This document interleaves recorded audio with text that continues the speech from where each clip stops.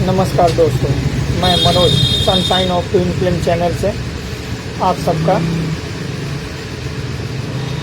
बहुत बहुत स्वागत करता हूं और उम्मीद करता हूं कि आप सब अपने ट्विन फ्लेम की इस जर्नी में पूरे उत्साह और आनंद के साथ आगे बढ़ रहे होंगे। और हमेशा हम यही कहते हैं, सत्य और धर्म के साथ हमेशा रहिए, जिससे जीत हमेशा आपकी हो। और दोस्तों, कहा गया है कि डिस्कवर ऑफ मोर स्माइल वाली फीलिंग, हमेशा कुछ नई खोज में बने रहिए, जिससे कि आपकी स्माइल में जो है कि बूम आते रहे, है ना। तो दोस्तों, आज जो सब्जेक्ट है कुछ इसी तरीके का है कि आज स्टार सीड के विषय में हम कुछ और भी आपको बताना चाहते हैं। नॉर्मली जैसे कि आप जानते हैं आप सभी कि हमारी पिछली वीडियो में आपने कुछ उनके अनुभवों पे आप चर्चा किए हैं और जो है कि कुछ अनुभव पे आज चर्चा करते हैं। तो जैसा कि नॉर्मल देखा जाएगा तो गॉड की तरफ से जो सोल होती है, स्टार सीड की जो सोल होती है, वो एक तरीके से कहा जाए तो पूरा मतलब जो प्रॉब्लम से एकदम फंसा हुआ फैमिली रहता है, उनको ही वो चुनती हैं। उसके साथ साथ एकदम गरीब घर होगा जहाँ की स्ट्रगल बहुत ज़्यादा होता है, बहुत काफ़ी होता है। हर चीज़ को बैलेंस करने के लिए उन्हें बहुत मेहनत करनी पड़ती है। दूसरा, इसके कारण ही वो कम पढ़े लिखे भी होते हैं, ये भी एक क्वालिटी उनके अंदर पाई गई है। चाहे तो इसको नॉर्मली आप जान भी सकते हैं, चाहे वो साईं बाबा हो, चाहे आपके साउथ के रामानुजन जी हों, जो कि हमारे समक्ष उनकी छवि रही है। तो लेकिन डिफरेंट काइंड, तो इसके लिए आप सब समझ सकते हैं कि ठीक है, चलिए इस समय में इस आधार पे देखा जाए कि कुछ अगर स्टार सीड की सोल कुछ थोड़े धनी इंसान के यहाँ भी अगर आ जाती है तो भी मतलब उनका जो प्रोसेस होना चाहिए एक्चुअली वो कुछ अलग ही होगा, क्योंकि उन्हें उन चीज़ों से आगे निकलना ही पड़ेगा, समझना पड़ेगा, तभी वो आगे चल के कमान संभाल सकते हैं। क्योंकि स्टार सीड में भी बहुत तरह की पार्ट हैं और जैसा कि आप जानते हैं कि भगवान में भी बहुत सारे तरीके के पार्ट रहे हैं। तो जहाँ ब्रह्मा विष्णु महेश रहे हैं, उसके बाद माँ भगवती के बहुत सारे स्वरूप हैं, उसके बाद उनके पुत्रों के हैं।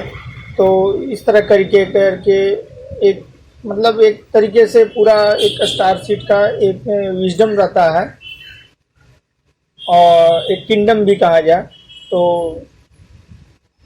समझ लीजिए कि, क्योंकि स्टार सीड होगा, उनके मंत्री भी होंगे, उनके सेनापति भी होंगे, सेनापति के भी सेनापति होंगे और भी बहुत सारे ऐसे। तो इस तरह के आज के जगत में मतलब हर एक चीज़ों को ढाल पाना इस बात से तो थोड़ा सा कठिन तो हो ही जाता है, पर ऐसे ही है, सभी के वर्क डिफरेंट होते हैं और ये रेयर होते हैं। रेयर कहने का अर्थ ही है कि रेयर होते हैं।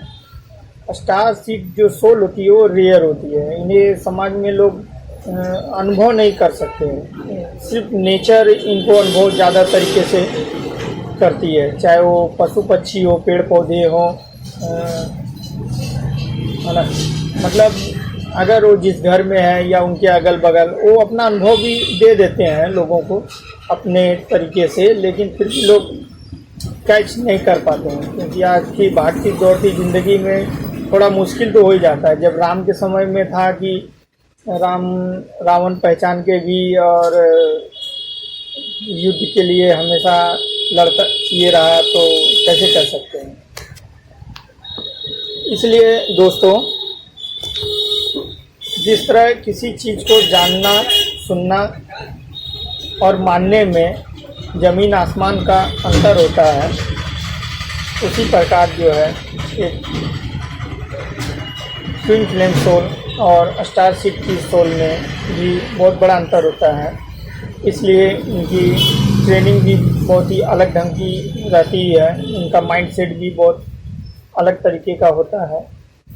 इसमें हम किसी प्रकार का किसी को बढ़ावा या बड़प्पन का ये नहीं कर रहे हैं, ये रियलिटी है, एक सत्य है। इस चीज़ को समझना पड़ेगा, अनुभव करना होगा आपको कि कैसे एक ट्विन फ्लेम की जर्नी में आने के बाद, वहाँ अवेकन होने के बाद जो है बहुत सी चीज़ों को जानने, सुनने और समझने के बाद फिर मानने के ऊपर, फिर बिलीव उनका होने के ऊपर, फिर सोल को पूरी तरीके से अपने बॉडी में रिफ्लेक्ट करने के बाद जो है आप एक स्टार सीड की जर्नी में फिर आगे बढ़ते हैं और आपको वैसी फिर पदवी दी जाती है, वैसा रिकग्नाइजेशन आपका किया जाता है बाय गॉड के द्वारा। और ये अनुभव सच में बहुत ज़बरदस्त होता है, क्योंकि कहा जाए कि धरती पे एक IAS होते हैं जो पब्लिकों के बीच तो बहुत बड़ी एक मतलब गौरवित करने वाली बहुत बड़ी पदवी मानी जाती है। उसी तरह एक स्टार सीड को जब उन्हें एक स्टार सीड का बाय गॉड की तरफ से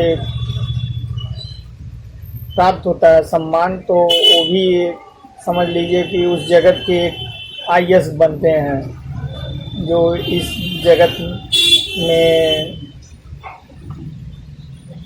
है ना, आप समझ सकते हैं। तो उसके हिसाब से कितनी मेहनत करनी पड़ सकती है, कितना कुछ, क्योंकि वो ज़्यादा पढ़े लिखे भी नहीं होते हैं, नॉर्मल देखा जाए तो नॉर्मल ही पढ़े लिखे होते हैं, लेकिन फिर भी उनके अंदर वो क्वालिटीज़ जो होती हैं वो सच में अदम्य होती हैं, अगर कहूँ तो।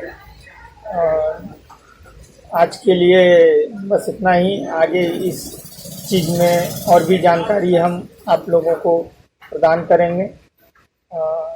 आप सबका हमें समय देने के लिए धन्यवाद। अपने माइंडसेट को सेट कीजिए सही ढंग से, और हम उम्मीद करते हैं कि आप लोग ज़रूर इसमें जीत हासिल कीजिएगा। कभी भी वीडियो को पूरा ही देखिए, तभी जाके आप हर बात को सही ढंग से समझ पाएंगे।